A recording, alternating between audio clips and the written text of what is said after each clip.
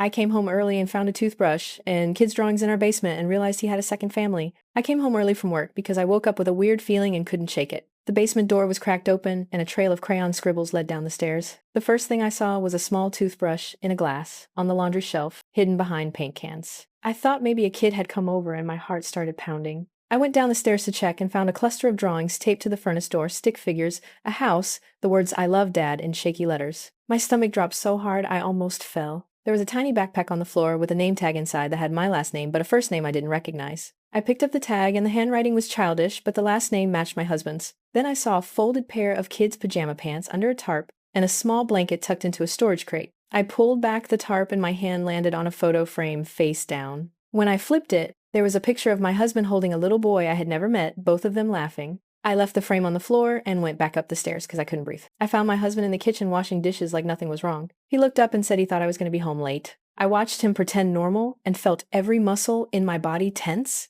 I asked whose toothbrush that was and he froze for a second, then said maybe a niece had been over. I asked about the drawings and he said kids from the block sometimes left things when they visited. I asked why there was a photo of him with a boy and he said the kid was a neighbor's son. None of his explanations matched what I had seen with my own eyes. I told him I saw the backpack with his last name and the kid's name. He said it could be a coincidence. He said lots of kids had that last name. I went back downstairs anyway and started taking pictures with my phone to document everything. On the laundry shelf, I found a small tub of children's Motrin with a pharmacy label that had his name and a different address printed underneath. I texted my sister that I was coming over because I needed someone to be a witness to my own life. She called me and told me to calm down and think, but I couldn't stop shaking. I opened the backpack pocket and found a school permission slip with a teacher's stamp and the kid's name. The permission slip had the same phone number as my husband's work number. I called that number and when his voicemail picked up, it used his full name, not his usual short greeting. I put the phone down and dialed his work and asked for him. His colleague answered normally and said he was in a meeting, then asked if everything was okay. I couldn't tell what to say. I went back up, and he was sitting on the couch scrolling his phone like life had not just cracked open. I showed him the permission slip and the pharmacy label. His face finally changed, not into panic, but into a tired acceptance. He admitted there were things he hadn't told me. He said it started 2 years ago. He said a woman named Lena had shown up at his office with a kid in tow, and he had helped them for a while. He said they stayed because she had nowhere else to go. He said he didn't mean for it to become what it was. He said the kid's name was Jonah. Everything blurred after that. I asked how long they'd been sleeping in my basement. He said on and off for a year when they needed a safe place. I asked why he never told me, and he said he was afraid I'd react like this. I asked why everything was taped up and hidden, and he said he thought he was protecting me. My voice got quieter as I asked if Jonah was his son. He said he hadn't known for sure at first. He said Lena had told him the boy's father was someone else. He said over time, things between him and Lena got complicated. He didn't finish the sentence. I pictured my life rearranged without permission, and everything inside me went icy. I told him he should have told me the moment this started. He said he had been planning that he was going to tell me when the timing felt safer. I told him there was no safe timing for betrayals. He kept saying he was sorry, and I stared at him and realized I'd heard that exact tone before when the dog chewed my favorite shoes. I went back downstairs and started pulling out every box that could hide evidence. In a cereal box full of old bills, I found a library card with Jonah's name on it and our town library's stamp. On top of the heater was a child's lost glove and a wrapper from a kid's lunch. There were tiny fingerprints in the dust on a chain of Christmas lights and smudges on the basement window where a small hand had pressed the glass. I took photos and then boxed everything up and wrapped it with tape. I opened the laundry closet and shoved the photo frame into my pocket without thinking. My hands were trembling so badly the photo crinkled. I went upstairs and put everything on the kitchen table like evidence at a badly run trial. My husband sat across from the pile and looked like someone waiting for a storm to pass. I told him I was going to his phone. He blocked my hand with his and said, "Please don't." I told him I would. I scrolled through messages and found a thread with Lena where he called Jonah kiddo and sent a photo of breakfast. He'd sent a voice note I couldn't open in the kitchen, but it said something like, "Please sleep, I brought your favorite blanket," and a bunch of heart emojis. I felt sick. Then there were texts from a number saved as Mom with messages about how the boy did at preschool and asking if my husband could pick him up that afternoon. He had been using his mother's help to get childcare for a child he never told me about. He kept apologizing and saying it wasn't planned. I watched apology after apology on the screen, like different shades of the same lie. I told him I needed to know everything. He told me he would explain. He said Lena was someone he met at a shelter 3 years ago and that he had helped her get back on her feet. He said she got pregnant, her life got messy, and he didn't want to leave the kid with no one. He said Jonah reminded him of the child he wished he'd been able to be. I asked when they started sleeping in my basement, and he said when Lena got evicted and there was no other option. I asked why they were hiding, and he said because Lena's ex had been violent and needed a place to hide. I asked why he had never taken them to a motel or a relative's house instead of my home. He said he thought it would be temporary, weeks, not months. I told him weeks had turned into seasons, and seasons crushed my trust. He lowered his head and said, "I'm sorry again," but his sorry had no power left. I left the house and walked to my car because the air in our kitchen felt like it could suffocate me. My sister met me in the driveway and hugged me like a human life preserver. She said she would come inside with me. We walked in and my husband was sitting on the stairs with his head in his hands. Lena was upstairs packing a small duffel. Jonah sat cross-legged on the floor playing with a wooden car and watched us watch him as if he knew everything and wanted none of it. I couldn't look at the child without my stomach twisting. But I also could not deny that he was some small person who had done nothing wrong. My sister put her hand on my shoulder and asked what I wanted to do. I told her I needed proof this wasn't a one-off. She suggested I ask for medical records or a birth certificate. He said Jonah's documents were in his bag. He gave them to me shaking. There was a birth certificate with Jonah's name and his listed nowhere as father. There were pediatric records with shots listed and a clinic name. There were text messages between him and Lena about school pickups, doctor's appointments, and a photo of him reading a bedtime story on my couch. I felt unmoored. Then my husband asked Lena if she would be willing to talk. She looked at me like it was obvious I would want the truth. She told me in a flat voice that Jonah's biological father had not been in his life for a long time, and that my husband had stepped up because she had fallen apart after losing her job. She said she did not want a divorce or a fight. She wanted stability for her son. My husband said he'd been paying for Lena's rent elsewhere for months, that he had been wiring money and grabbing shifts at work to keep them afloat. I asked why he had not told me. He said he did not want to burden me with a secret that would make me leave him. I told him secrets don't keep people together. They turn you into strangers sharing a house. Jonah wandered over and climbed into my lap like he had always done it. His hair smelled like laundry detergent, and he pressed a small hand into my chest and asked for a snack. My heart broke in a way I hadn't expected.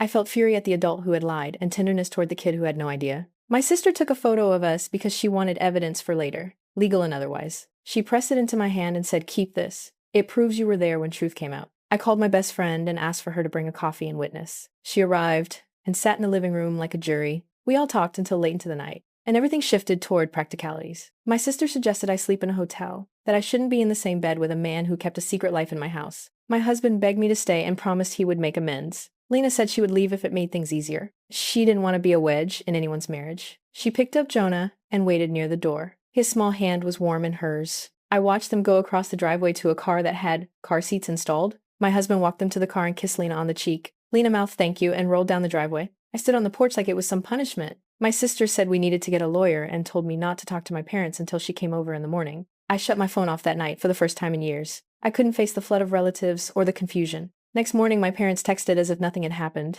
asking to stop by later. I told my sister not to let them come. We met with a lawyer that afternoon. She sat with a folder and told me my rights, what documentation to keep, and that hiding someone in my house without my knowledge could be used in court if necessary. She recommended I change the locks, get a restraining order if I felt unsafe, and not to delete messages. She asked if I wanted separation documents filed. I said I needed space to think. On my way home, I stopped at a coffee shop and wrote a list of questions I needed answers to. How long had this been going on? Who had paid for what? What legal responsibility did my husband have to this child? Was there any claim to our assets? Did I want to fight or walk away? The list sounded like a foreign language to my own life. Every time I checked my phone, there was a new voicemail, this time from my mother with an anxious tone asking if we should all meet. I ignored it. My sister stayed with me that week and we slept in the guest room. I watched my husband come and go, and he kept a polite distance as if he were visiting. He tried to talk once about counseling and being honest, and I said I would go to counseling only if it wasn't a trick to keep him around. He agreed and then texted Lena asking if they could meet to coordinate care for Jonah. He still used we as if we were a family that included me. I told him it felt like a slap. 2 weeks later, Lena sent a message that she was getting a job and an apartment and that she would not involve me in her life if I wanted it that way. She thanked me for understanding and said Jonah liked the basement fort and the old Christmas decorations. I kept thinking about that. Basement fort. One night I found a photo album in the closet with pictures of my husband with Jonah at the zoo, at the pumpkin patch, at our small town fair. Those were the pictures he chose to keep, not hidden in the basement but tucked in a neat place, as if he had planned for an emergency retrieval. I added those photos to my folder for the lawyer. Months went by and things settled into a new rhythm. Lena moved into a small apartment across town and called when she needed help with homework or gas money. He paid for a portion of the bills anonymously and sent a check sometimes labeled babysitting reimbursement. He kept seeing Jonah every other weekend. My husband and I started marriage counseling with a woman who was blunt and asked us to stop gaslighting each other. He was forced to articulate why he had kept Jonah secret. He said he was ashamed and afraid. He said he had been raised in a family where privacy was a sin and asking for help was a weakness. He said he had let those lessons turn into a habit of hiding. I kept thinking about the toothbrush and the crayon drawings and how those small objects dismantled a year of supposed normal. I filed for a legal separation because I couldn't be a wife to a man who had turned my home into someone else's hiding place. The lawyer told me the separation would protect my assets and give me time to decide if reconciliation was possible. I packed a small bag and moved into a studio 2 blocks from my office. Moving felt like amputating a limb, but the pain got duller each day. My husband moved into the guest room at his mother's house and spent weekends with Jonah. We communicated primarily through our counselors and a shared calendar app for visits. Living apart was messy and expensive, but it gave me breathing room. At the 6-month mark, I sat in a small cafe and looked at a drawing of a stick family Jonah had given us with a note that said, "I love DAD again" in the corner. I realized that, even though the drawing was meant for my husband, it was also for both of us in a way. I decided I would not be the villain in someone else's child's life. I called Lena and told her if Jonah ever wanted to say hello in a neutral place, I would sit nearby while she met with his teacher for conferences or if he wanted a play date where adults were present. She cried on the phone, said she had feared me, and thanked me for not trying to be an enemy. I never thought I'd be the kind of person who would make a pact with the mother of the woman my husband had kept secret, but here we were. A year after I first opened the basement door, my husband and I signed papers finalizing the legal separation. We were both quiet and formal in the lawyer's office, and there were no angry scenes. He handed me a folded piece of paper with an apology scribbled that said he wished he'd been brave enough to tell me sooner. I put it in my purse and didn't read it again. I moved into an apartment with sunlight and a balcony and a bookshelf that I filled with books I chose for myself. I started dating a little, clumsily, and I let a few people in slowly. My parents came to Thanksgiving and didn't mention Jonah, or money, or inheritances. They asked about my job and my little victories. They were trying, and that was better than nothing. Lena texted me once around Christmas telling me Jonah had made the honor roll in preschool and wanted to draw me a picture. She sent a photo, and it was a crayon house with 4 stick figures and a sun. I saved it in my phone and sometimes opened it when the nights felt long. I still felt raw sometimes when I saw my husband's empty side of the closet, or when his toothbrush was missing from the bathroom. I had nightmares about the basement full of tiny beds, but I also had mornings where I made coffee and read in the kitchen and no one surprised me with secrets. The last time I went into the basement was to get holiday decorations. I paused at the furnace door and saw the faint ghost of tape where the drawings had been. I took a deep breath and let it go, because the truth had already been out long enough. I still didn't know if we would ever be friends again. I didn't know if he'd change in a way that could make trust possible. But I knew this. I would never ignore my spine for someone else's comfort again. Some things could be forgiven and kept at a distance. Other things could never be allowed inside the house again.